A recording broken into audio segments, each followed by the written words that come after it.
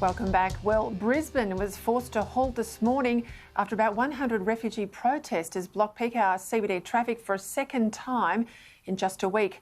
Brisbane City Councillor Jonathan Shree said the purpose of the demonstration was to push for the release of 120 asylum seekers detained at a Kangaroo Point hotel. However, the councillor said anyone who was mad at today's protesters should direct their anger towards the federal government. Let's bring in my panel tonight. Joining me, social commentator Prue McSween, and in Brisbane, Sky News contributor Campbell Newman. Before I get into this Brisbane issue, Prue, I've got to ask you, what do you make of this art of conception funding from taxpayers, for God's sake? It is so obscene, isn't it, that to think that our money is funding this stupid woman who's obviously got a preoccupation with her womb. I mean, do we all just turn around and say, look, we'll buy you a turkey baster, do it in privacy if that's what you want, as if anybody is interested in this woman who clearly has a problem. I mean, she even stitched up her thighs with gold thread because she wanted to highlight the stretch marks. I mean, this is someone who seriously needs help, not our free, kick from the taxpayer. Particularly at this time, if not any other time. It's crazy. You're in Brisbane, Campbell. I don't know how impacted you might have been from these protests. It's the second time round in less than a week. I'm interested, what do Brisbane people make of these protests? And of course, it all goes back to asylum seekers in Australia illegally, although some, granted, came here under Medevac legislation to have medical treatment. But they haven't gone back to Nauru, and they certainly haven't returned to their previous countries either. Well, look, a clear-cut case of people not being here for the right reasons and ultimately having to go back to the places from whence they came. So that's very, very straightforward, Peter. But look, it is cheesing people off, and it's the same group of ultra-left wingers that tend to come out of South Brisbane and West End. And surprise, surprise, Brisbane City Councillor, Greens Councillor Jonathan Shree is, as usual, up to his eyeballs in the middle of it all.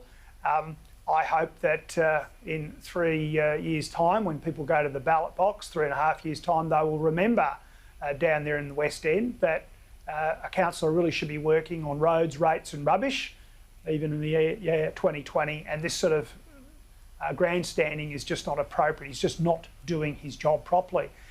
As to the traffic disruption, it cheeses people off. I had to go into the city today, didn't get affected too much at all. I hope that doesn't provoke Councillor Shree to further heights of action. But the community's really had enough of these people, particularly when we're recovering from an economic crisis brought on by COVID-19.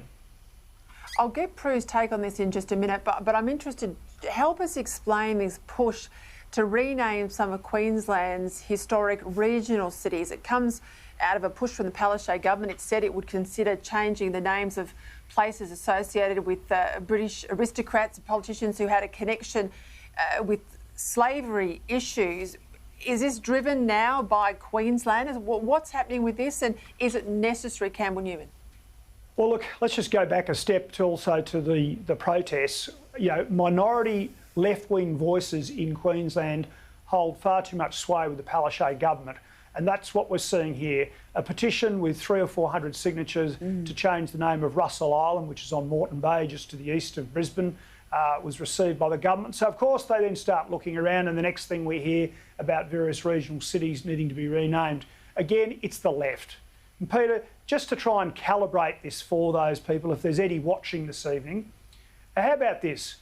Curtin, that towering Labor figure, former Prime Minister, made many quite inappropriate statements on the basis of race, inappropriate in today's parlance, but we have a university named after him. Should that be changed? I'll give you another one.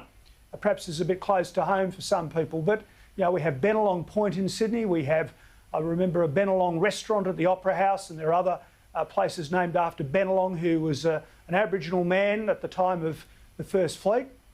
And he was recognised as making a great contribution as an emissary between the white and the Aboriginal community. Well, he was also, and history records this, someone who committed quite violent acts against women.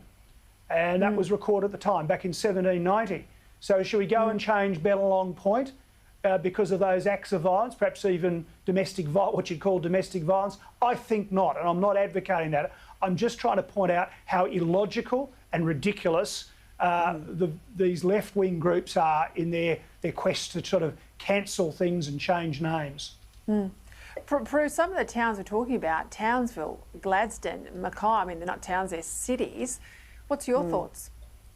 Well, again, I mean, Campbell's 100% right. These 390 people who have taken offence to, this kind of thing is just a joke.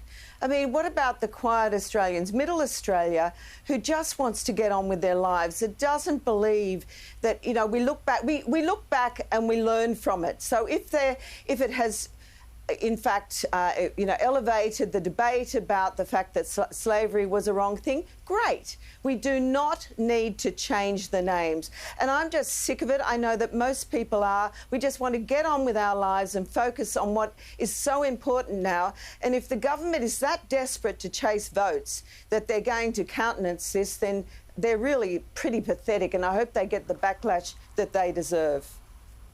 Hey, Campbell, I've got to ask you today, young Australians were warned that coming out of this pandemic, if they were heading into the workforce, they're likely to end up with a lesser pay packet than perhaps someone who was employed, 5 or 10 years ago, but also that they've got to have some grit, slimmer pay packets and a bit of grit. I don't necessarily think that's a bad thing. Look, it's not a bad thing, Peter, but, we should the grit. Yeah, the grit's a good thing, but what we should be doing as the grown-ups in the community, particularly those in elected office, the Prime Minister, his cabinet and state premiers and their cabinets, is work together right now on an economic plan. And one of the biggest things they can do is to encourage the young to set up their own businesses, to have a go. And that means really dealing with red tape and regulation and all the crazy things you have to do to get a business going, and the incredible responsibilities that are thrown on employers these days, large and small. That's how they could help these young people. And we must, because we are in a crisis and we won't see a decent economic recovery unless we get those micro businesses with those young people out there having a go. Yeah, grit's a good word, isn't it, Prue?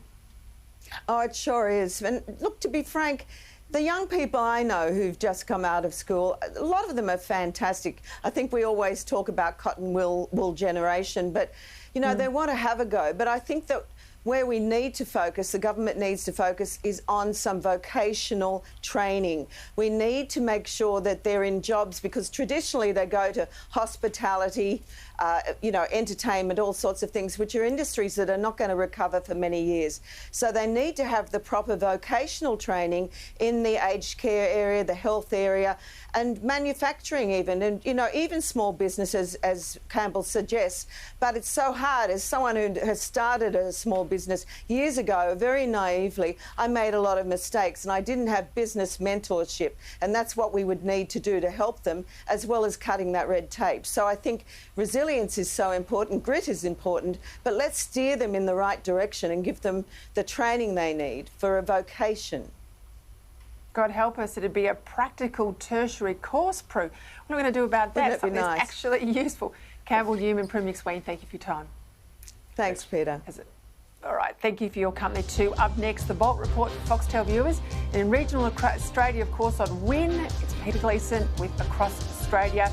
I'll be here with Alan at 8 o'clock, but of course, back here tomorrow night as usual at 6.